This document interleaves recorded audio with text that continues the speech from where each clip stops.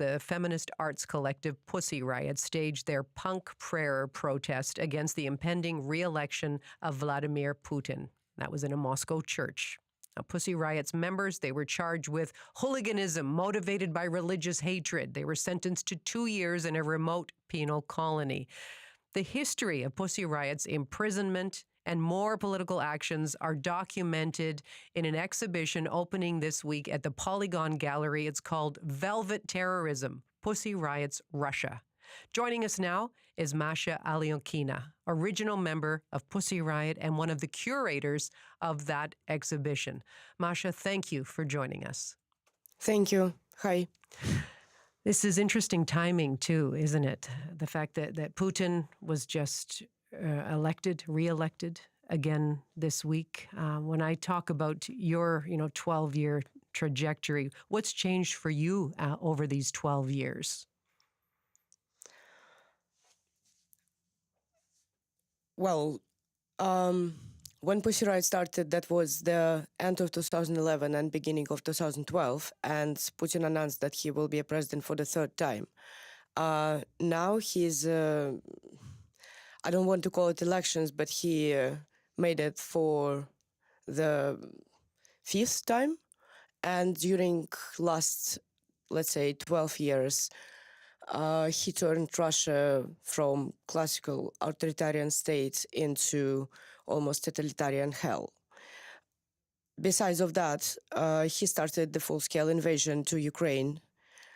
He's continuing to bomb cities. He's continuing to kill citizens of Ukraine and send Russian people to this war. So, for me personally, I think, well, it's hard to mention one thing, what has changed, but actually through this exhibition, I tried to show the way which turned Russia to what it is now, to this totalitarian hell. And I think it can be useful both for people who do not know what is going on and just see news about the war or about the recent murder of Alexi Navalnys, one of the Russian oppositional leaders. So it can make the picture more clear, but also it can be useful for people who want to make their own protests wherever they live. I mean, for example, here, because honestly, the time where we live is quite dark, for my opinion, because the recent rise up of ultra-right politicians and ultra-right movements is going on. And I mean, good people need to rise up and spread the message as loud as possible. Otherwise, the world will look different in 10 years. And with my country, we witnessed it quite clear.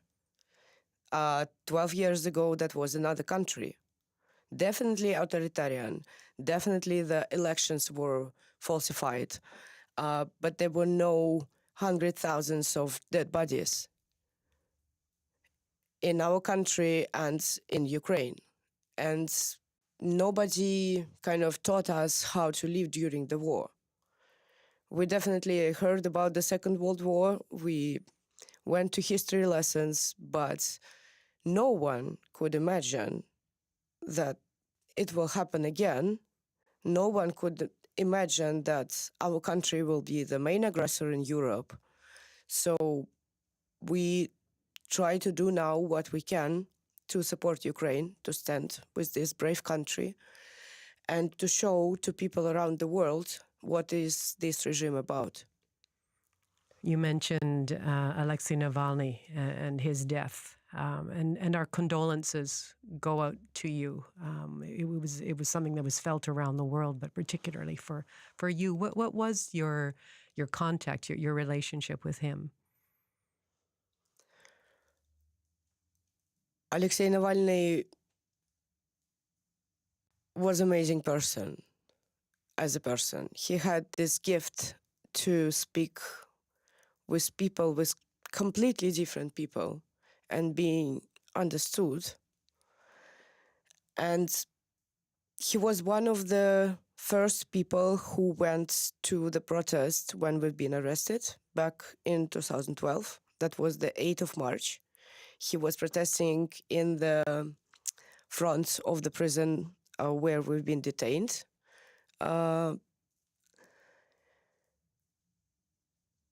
He was speaking and writing to completely different activists with the messages of support. It's hard to describe how important he was for all of us. And somehow we all thought that the fact that he's so famous here in the West will protect him inside prison. But basically, this Putin just decided to kill him because of he hated him, he envied him, and he understood that nothing will happen afterwards. There will be no circumstances as usual. So after this murder, and this is not just death, this is pure murder, any political prisoner could be killed in Russia any moment. And this is just another point of no return, for my opinion, for all of the people who are now imprisoned because of their protests against the war and against this regime. And there are around 1,000 people imprisoned. So, for my opinion, that should be a big work for exchange these people to save their lives, because they sacrificed everything what they can to show that Russia is different. It doesn't belong to Kremlin's assholes. It can be honest, and people want freedom and democracy. And yeah. Well, you've said yourself, good people must rise up. And you're doing your part here. You've got an exhibition on at the Polygon. You're going to be playing a concert on Friday night as well. I'd like to hear more about Velvet Terrorism, Pussy Riot's Russia. What will we see? The title Velvet Terrorism is a quote. It's a quote of Putin's Bishop Tikhon Shevkunov, and by the way, one of the creators of the current Putin's regime. He's responsible for, I think, all the censorship in culture. Yeah, I know it sounds strange that he's a bishop. He's kind of a priest wearing this like church clothes, but it's actually the unofficial main censor in art. And when we've been arrested back in 2012, he was participating in one of the TV shows, and he said that what we are doing is a velvet terrorism, and we are kind of super dangerous revolutionaries who should be like locked up for a long time. And I just found it funny, and we made a title of the exhibition from this quote. Pussy Riot's Russia, because there are actions, our actions from the very beginning until now, the reactions of the Russian state to our actions, and by following the reactions, you can see how the repressions were growing, because in the first reactions, there were almost nothing happen afterwards, but then a prison term, then physical violence, then poisoning, and the number of criminal cases was growing this year. So more and more different people being imprisoned because of nothing. And it's amazing people, and we are showing them in the exhibition. And also there are walls with the context, which was surrounding the actions and actually pushed what pushed us to make them. Yeah, it's like this. Well, you've got the exhibition on until June 2nd. You've got a concert Friday night at the Pearl on Granville Street downtown as well. And I imagine that you continue to fight for Russia because at some level you are hopeful. So where does that hope come from? It's not only hope. I think it's an anger as well. And I mean, this is my country as well, not only Putin and his gang. And I want it to be different. I want my country to not be the main aggressor in a terrorist state and do not bomb the nearest and closest country. I have friends in Ukraine, and I mean really good friends, and they are losing their loved ones. And I just want this war to stop. And I want to aware the world that this regime is not dangerous only for like Russian opposition or Ukraine.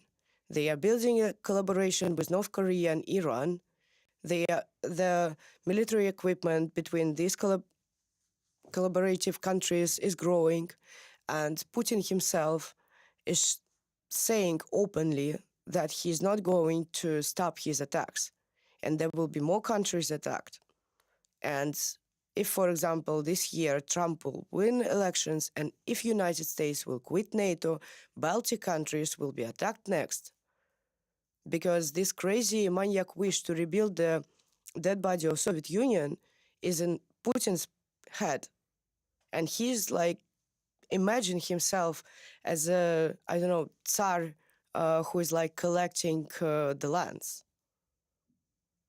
And for 21st century, it's crazy, it's terrorist, but it's real.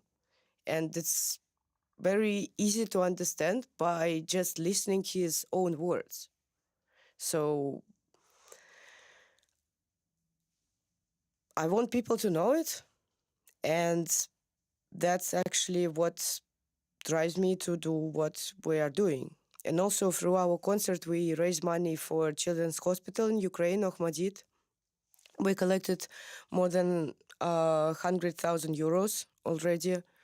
And by the way, the catalogs from the exhibition, Louisiana was the first big museum, Louisiana in Denmark, who hosted the exhibition, and all the proceeds from catalogs went to the same hospital. It's like 50,000 euros. Thank you. Thank you for what you do.